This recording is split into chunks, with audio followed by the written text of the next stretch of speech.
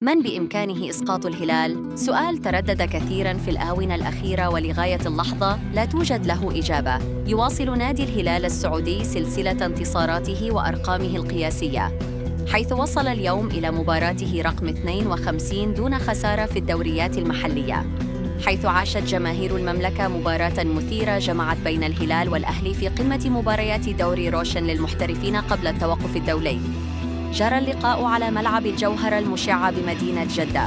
وسط حضور جماهيري كبير بدأ اللقاء المثير. الأهلي بدأ اللقاء بطموح كبير لتحقيق الفوز وكسر سلسلة انتصارات الهلال، ليتمكن في الدقيقة 12 من تسجيل هدف التقدم عن طريق لاعبه غابرييل فيغا. الهدف أعاد الهلال إلى اللقاء بعد غفلة الدقائق الأولى. كثف الزعيم هجماته لتعديل النتيجة ولم ينجح، ولاحت للأهلي العديد من الفرص لتعزيز النتيجة، لكن لم تستثمر بالشكل المطلوب. في الشوط الثاني دخل الهلال برغبة أكبر لقلب النتيجة وتحقيق الفوز ومواصلة مشوار الصدارة والأرقام القياسية. وفي الدقيقة 56 تمكن المهاجم الصربي الفتاك ألكسندر متروفيتش من تعديل النتيجة بعد عرضية مميزة من رينان لودي أسكنها مترو برأسية متقنة في شباك الأهلي.